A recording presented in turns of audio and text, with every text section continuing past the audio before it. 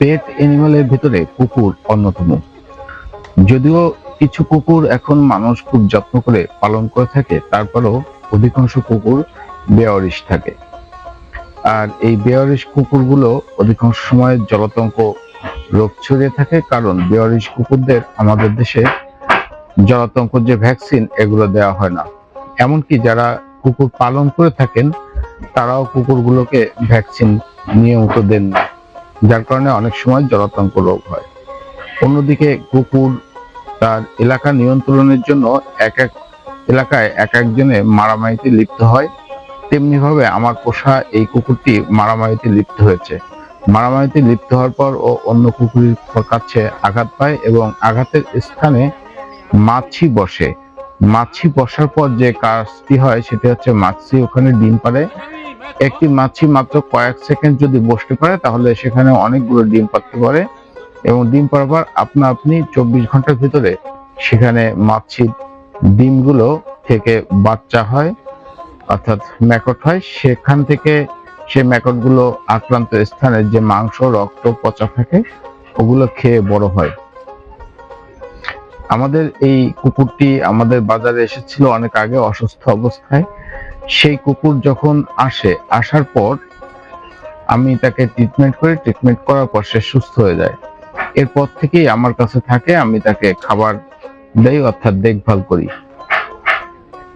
তবে ওরা যেহেতু স্থান নিয়ে অর্থাৎ তাদের এলাকা নিয়ে গন্ডগোল করে, তাই একটি কুকুর ওকে কামড়িয়েছে। কামড়ানোর পর যেটা হয়েছে সেখানে মাছি বসেছে, মাছি ডিম দিয়েছে এবং সেখান থেকে বড় ক্ষত সৃষ্টি হয়েছে।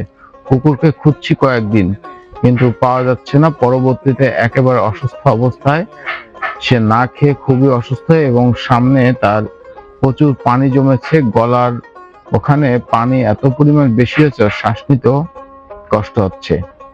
এ অবস্থায় হাসিব এবং শামীমের সহযোগিতায় কুকুরকে চিকিৎসা করা শুরু করি।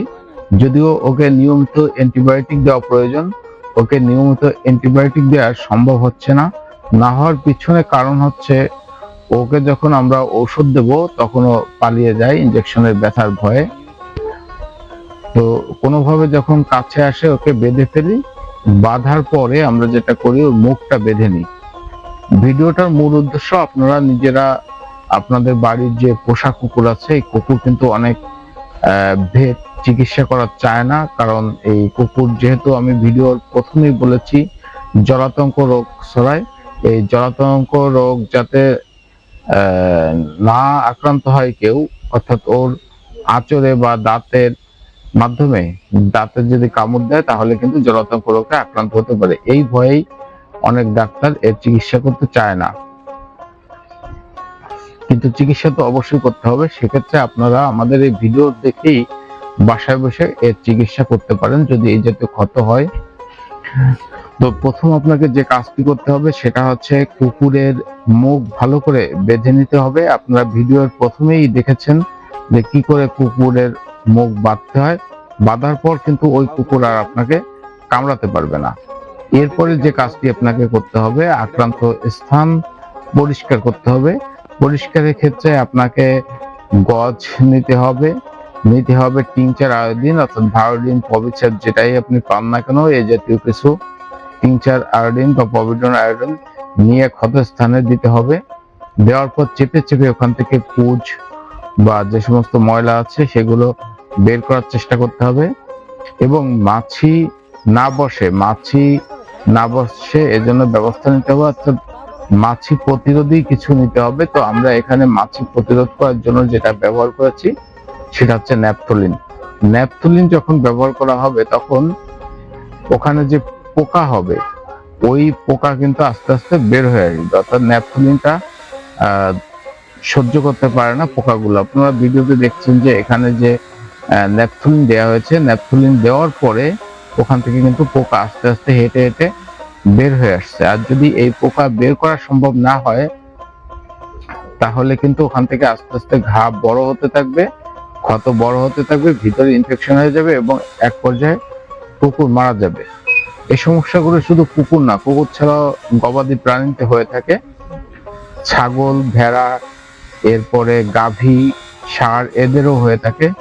এই সমস্ত আক্রান্ত জায়গায় আপনার প্রাথমিক অবস্থায় যদি দিতে পারেন ন্যাপথলিন অথবা পেট্রোল এ জাতীয় কিছু যদি দেওয়া যায়, তাহলে কিন্তু ওখানে মাছি বসে না। অর্থাৎ মাছি বসা যদি রোধ করা যায়, তাহলে তার যে রোগ প্রতিরোধ ক্ষমতা আছে, এই রোগ প্রতিরোধ ক্ষমতার মাধ্যমেই সে সুস্থ হয়ে যাবে। আর যদি মাছি একবার বসা শুরু করে, তাহলে অবশ্যই ড্রেসিং দিতে হবে। দেখেন আমরা ড্রেসিং দিচ্ছি। ড্রেসিং দেওয়ার পর যে কাজটি করতে হবে, ক্ষতস্থান ভালোভাবে ড্রেসিং করতে হবে, কোনো প্রকার পয়জন যাতে না থাকে। পয়জন গুলো বের করার পর ওকে ইনজেকশন করতে হবে। অবশ্য আমরা এখানে প্রথমেই ইনজেকশন দিয়ে নিয়েছি। এক্ষেত্রে সব থেকে ভালো পেনিসিলিন ইনজেকশন এবং ডেক্সামেথাসোন ইনজেকশন ব্যবহার করতে পারেন। তবে যেহেতু এখন ভাদ্র মাস, এরপরে অনেক কুকুর গর্ভবতী হবে, এই অবস্থায় কেউ ডেক্সামেথাসোন ব্যবহার করতে যাবেন না। তো পেনিসিলিনের সাথে আপনারা যে কোনো একটি পেইন কিলার আপনারা ব্যবহার করতে পারেন। আমরা যেমন এখানে যে পেইন কিলারটা ব্যবহার করছি সেটা হচ্ছে মেলোক্সিকাম প্লাস। তো মেলোক্সিকামের সাথে প্যারাসিটামল দেওয়া এ জাতীয় ঔষধ যদি আপনারা ব্যবহার করেন, তাহলে কিন্তু ওর ব্যথা দ্রুত কমে যাবে এবং একবার ব্যবহার করলেই যথেষ্ট। কিন্তু ড্রেসিং আপনাকে কয়েকবার দিতে হবে এবং অ্যান্টিবায়োটিক কয়েকবার দিতে হবে। অন্তত ন্যূনতম 5 দিন অ্যান্টিবায়োটিক দেওয়ার চেষ্টা করবেন। এবং এই কুকুর বেড়ালের জন্য সব থেকে ভালো নিরাপদ অ্যান্টিবায়োটিক হচ্ছে পেনিসিলিন, প্রোক্লেইন এবং বেনজাইল পেনিসিলিন। এই দুটো যদি একসাথে পাওয়া যায় কম্বাইন্ড আকারে বাজারে, আপনারা যে কোনো একটি ভালো কোম্পানিতে কিনে আপনারা এই পেনিসিলিন ইনজেকশন করতে পারেন। এবং পেনিসিলিন ইনজেকশন যখন করবেন, তখন প্রতিদিন অবশ্যই কুকুরের মুখ বাঁধবেন। বাঁধার পর ক্ষতস্থানে ড্রেসিং দেবেন। ড্রেসিং দেওয়ার পর ভায়োডিন দেবেন। ভায়োডিন দেওয়ার পরে যে কাজটি করতে হবে সেটি হচ্ছে ওখানে সালফানিলামাইড পাউডার, অর্থাৎ ক্ষত দ্রুত শুকানোর জন্য সালফানিলামাইড পাউডার। আর সাথে আপনি ওখানে রসুন দিতে পারেন, রসুন শেষে সরিষার তেলের সাথে দিতে পারেন, অথবা একসাথে ন্যাপথলিন ব্যবহারটাই সব থেকে সহজ এবং সব থেকে ভালো। ওটা মাছিকে সব থেকে বেশি প্রতিরোধ করতে পারে। অর্থাৎ মাছি প্রতিরোধের জন্য আপনার ন্যাপথলিনটা ব্যবহার করতে পারেন। তো মাছি প্রতিরোধের জন্য ন্যাপথলিন ব্যবহার করবেন, আর পেনিসিলিন ইনজেকশন দেবেন এবং ব্যথার জন্য যে কোনো মেলোক্সিকাম গ্রুপের একটা ইনজেকশন দেবেন। একবার থেকে 2 বার, এর বেশি দেওয়ার কোনো প্রয়োজন হবে না। ব্যথার ওষুধ একবার থেকে 2 বার দিবেন, এর বেশি প্রয়োজন হবে না। এরপরে আপনাকে যেটা করতে হবে, অ্যান্টিবায়োটিক অর্থাৎ পেনিসিলিন একভাবে 5 থেকে 7 দিন পর্যন্ত প্রয়োগ করতে হবে। এবং ক্ষতস্থানে প্রতিদিন ভায়োডিন এবং সালফানিলামাইড পাউডার, আমি আবারও বলছি, ভায়োডিন এবং সালফানিলামাইড পাউডার প্রতিদিন প্রয়োগ করবেন। এভাবে যদি আপনারা প্রয়োগ করতে পারেন, তাহলে আপনাদের এই কুকুর কিন্তু সুস্থ হয়ে যাবে খুব দ্রুত। এবং আমি আবারও আপনাদের সচেতন করার জন্য বলছি, যখন আপনি এটি ব্যবহার করবেন, মুখ ভালোভাবে বেঁধে নেবেন। 2 পা পিছনের একজনকে দিয়ে ধরাবেন, সামনের 2 পা অন্যজনকে দিয়ে ধরাবেন। এরপরে পিঠের উপর হাত রাখবেন, এভাবে ড্রেসিং করবেন, তাহলে ওরা মোটামুটি ভালো নিয়ন্ত্রণের ভিতরে থাকবে। আপনি কোনোভাবেই ওর দ্বারা ক্ষতিগ্রস্ত হবেন না। যতক্ষণ না পর্যন্ত আপনি ক্ষতিগ্রস্ত হচ্ছেন, ততক্ষণ পর্যন্ত কিন্তু ও নিরাপদ। আর যে কাজটি করতে হবে সেটা হচ্ছে জলাতঙ্ক প্রতিরোধের জন্য জলাতঙ্ক যে ভ্যাকসিন আছে, এই ভ্যাকসিন কোনো পেট ডক্টর যারা আছে তাদের সাথে পরামর্শ করে অবশ্যই ভ্যাকসিন দিয়ে দেবেন। এবং এই ড্রেসিং করার সময় যেহেতু জীবাণু আছে প্রচুর, তাই অবশ্যই হাতে গ্লোভস ব্যবহার করবেন। গ্লোভস ছাড়া কিন্তু ধরবেন না। আপনারা দেখছেন আমরা মাস্ক এবং গ্লোভস ব্যবহার করছি, প্রচুর গন্ধ হয়। এটা যে সালফানিলামাইড পাউডার আমি যার কথা বলছিলাম, সেই পাউডারটা যে আমরা শেষের দিকে দিয়ে দিচ্ছি, এটা বেশি করে দিয়ে দেবেন। এবং একদিন নয়, কয়েকদিন পর্যন্ত এই সালফানিলামাইড পাউডারটা প্রয়োগ করবেন। এবং নিরাপত্তার জন্য শেষের দিকে আবারও গুঁড়ো করে ন্যাপথলিন দিয়ে দেবেন।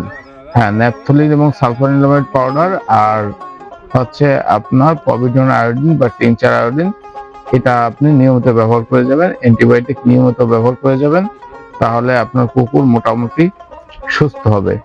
আর একটা কথা খেয়াল রাখতে হবে, এই সময় প্রাথমিক অবস্থায় সময় খাবার কম খাবে, যখন গলা ফুলে যায়।